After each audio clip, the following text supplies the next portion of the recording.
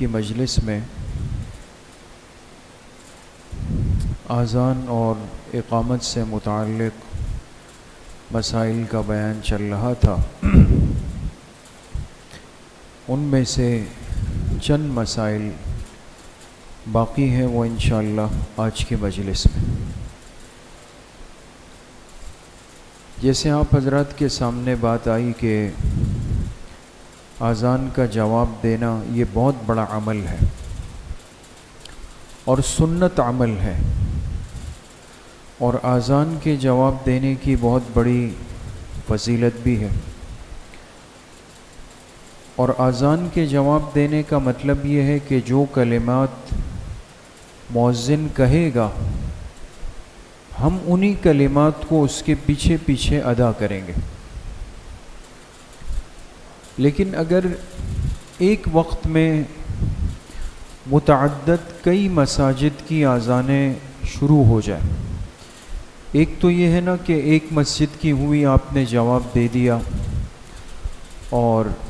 پھر دوسری مسجد کی شروع ہو گئی، پھر تیسری مسجد کی شروع ہو گئی۔ وہ مسئلہ تو آ چکا ہے کہ ہمارے ذمے صرف پہلی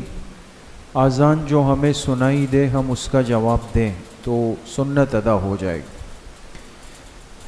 لیکن اگر بیک وقت کئی مسجدوں کی اذانیں شروع ہو جائے،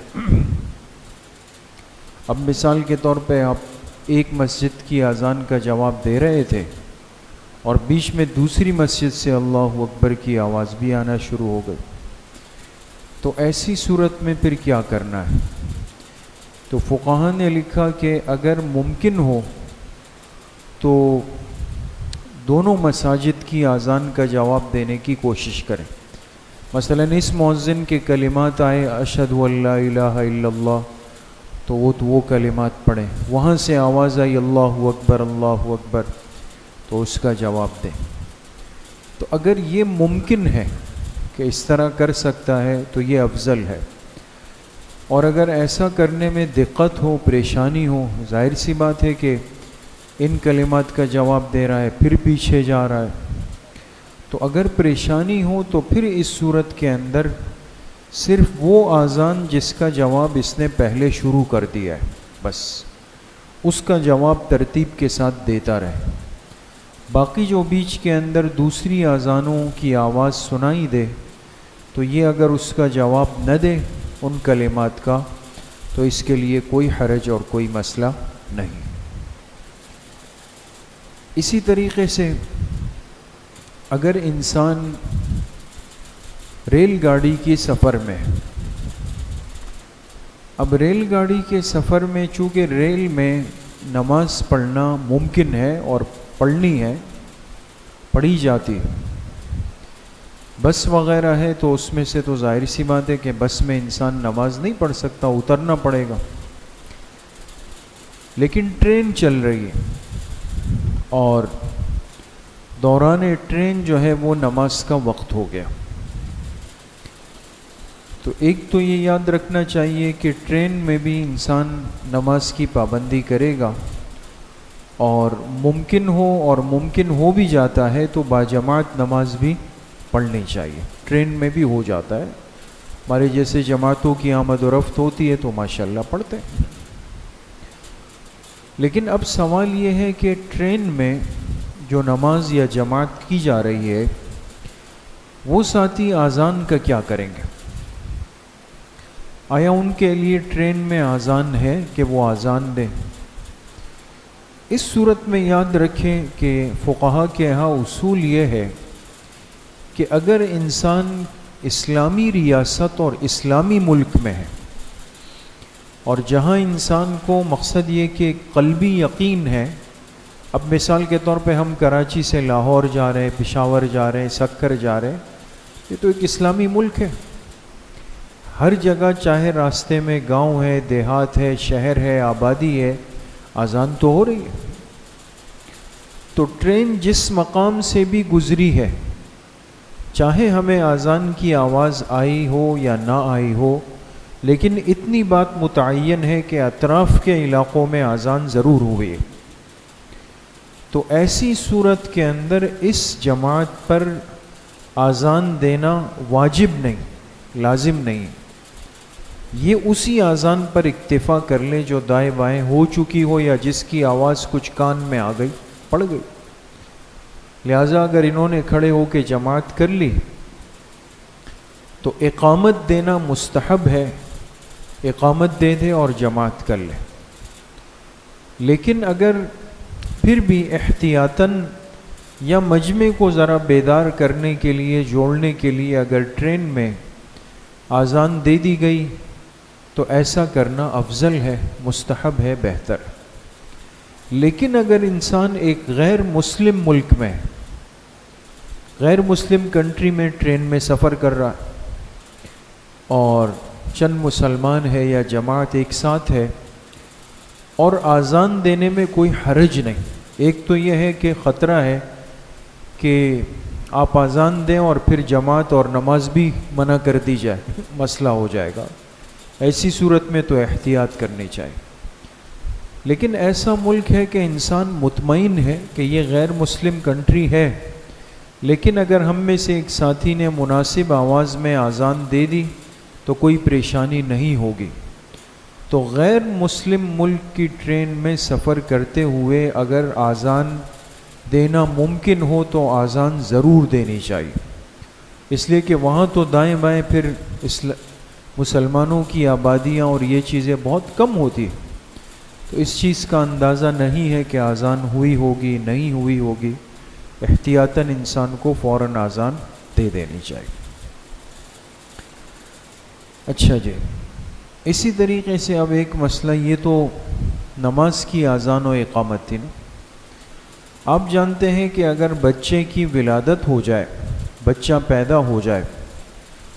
تو حکم یہ ہے کہ اس بچے کے ایک کان میں اذان دی جائے اور ایک کان کے اندر اقامت کی جائے۔ اب کس کان میں اذان دینی ہے دوستو؟ سیدھے کان میں، اور سیدھا اس بچے کا، یہ بھی خیال کریں، اس لیے کہ عام طور پہ ہم دینے والے کو اپنے کان کی طرف توجہ ہو جاتی ہے، یہ غلطی ہوتی ہے، اس لیے عرض کر رہا ہوں۔ تو سیدھے سے مراد اس بچے کا سیدھا کان، تو اس کے سیدھے کان میں اذان کے کلمات دینے اور الٹے کان میں اقامت کے کلمات کہنے، ایک بات۔ دوسری بات یہ ہے کہ جیسے ہی ولادت ہو جائے اور بچے کو لینا ممکن ہو، یعنی اگر حوالے کر دے آپ کے کہ بھئی آپ دیکھ لیں، تو ایسی صورت میں پہلی کوشش یہ ہو کہ فوراً اس کے کان میں اذان اور دوسرے کان میں اقامت دے دی جائے، اس عمل میں تاخیر نہ کی جائے۔ اور اذان دینے والا شخص کوشش کرے کہ وہ قبلہ رخ کھڑا ہو جائے، جیسے آپ حضرات کا رخ قبلے کی طرف ہے نا، تو اب ہاسپٹل ہو یا گھر ہو، انسان معلوم کر لے کہ بھئی قبلہ رخ کیا ہے، وہ بتا دے، تو وہ شخص قبلہ رخ کھڑا ہو جائے۔ اب اس بچے کو خود گود میں لے یا دوسرے نے گود میں پکڑا ہوا ہو، لیکن دینے والا جو ہے وہ قبلہ رخ کھڑا ہو جائے اور سیدھے کان کے اندر وہ اذان کے کلمات کہیں مناسب آواز کے ساتھ۔ مناسب آواز کا مطلب یہ ہے، اب ظاہر سی بات ہے کہ کوئی کان پھاڑ آواز تو اس معصوم بچے میں ممکن نہیں ہے، نقصان کا اندیشہ ہے، نہ اتنا زیر لب ہے کہ جی پتہ ہی نہیں چل رہا کہ اذان ہو رہی ہے یا سلسلہ نقشبندیہ کا ذکر خفی ہو رہا ہے، دل میں ذکر ہو رہا ہے، کوئی فرق ہی نہیں۔ یہ چیزیں پیش آتی ہے، اس لیے عرض کر رہا ہوں مناسب آواز کے ساتھ کہ اس بچے کے کان میں جائیں اور آپ کو لگے کہ یہ سن رہا ہے، تو منہ قریب کر لیں یا اس بچے کو اپنے منہ کے قریب کر لیں اور اذان کے کلمات کو ادا کر لیں۔ اس کے بعد بچے کی کیفیت موڑ دیں اور دوسرے کان کے اندر اقامت کے کلمات کہہ دیے جائیں، اور جو اضافہ اقامت کے اندر ہے قد قامت الصلاۃ قد قامت الصلاۃ، وہ بھی اس کے اندر ادا کر دیا جائے۔ تو یہ بھی جو پیدائشی بچہ ہے، چاہے بچہ ہو بچی ہو، دونوں کے لیے ابتدائی سنت یہی ہے کہ ان کے کان میں اذان و اقامت دے دی جائے۔ اب رہی یہ بات کہ یہ اذان و اقامت کون دے، خود ہمیں سیکھنی چاہیے، خود والد ہو یا وہ خاندان کے افراد جو اسپتال میں دستیاب ہو ان کو بھی آنی چاہیے۔ عموماً خواہش ہوتی ہے، ہر ساتھی چاہتا ہے کہ بھئی کوئی نیک آدمی، کوئی بزرگ آئے، کوئی اللہ والے، اگر سہولت سے دستیاب ہو بہت اچھی بات ہے، ایک برکت کے لیے ایک عمل ہو جائے گا، لیکن اس کو نہ لازمی سمجھا جائے نہ اس کے لیے انتظار کیا جائے۔ بعض یہ کرتے ہیں کہ بھئی چلیں حضرت مصروف تھے تو لہٰذا 2 دن 3 دن اس میں تاخیر کر لیتے، بہت نامناسب ہے۔ اس لیے خود بچے کے والد موجود ہو، چچا ہو یا کوئی بھی دیندار جو صحیح تلفظ کے ساتھ اذان و اقامت کہہ سکے تو اس کو چاہیے کہ بچے کے کان میں اذان و اقامت کہہ دے، تاکہ یہ عمل اور یہ ترتیب، یہ طریقہ پورا ہو جائے۔ جب ایک دفعہ ہو گئی اس کے بعد اس کو دوبارہ دہرانے کی ضرورت نہیں، یہ سنت کے خلاف ہے۔ ایک دفعہ اگر ہو گیا پھر اس کے بعد کوئی کہے کہ چلے بھائی اب بزرگ آ گئے وہ دوبارہ دے دیں گے، نہیں، اب اس سنت کے اوپر دوبارہ اس کا اعادہ نہ کیا جائے۔ ہاں تحنیک ہے، کوئی میٹھی چیز ہے، وہ دم کرانا ہے یا حلق کے ساتھ لگانا ہے، وہ الگ چیزیں، وہ بعد میں بھی ہو سکتی ہے۔ تو بہرحال یہ اذان و اقامت سے متعلق جو ضروری مسائل تھے وہ ہمارے سامنے آئے۔ انشاءاللہ آگے نماز سے متعلق بات شروع ہوگی۔ اللہ کریم مجھے بھی آپ سب کو صحیح عمل کی توفیق نصیب فرمائے۔ الحمدللہ۔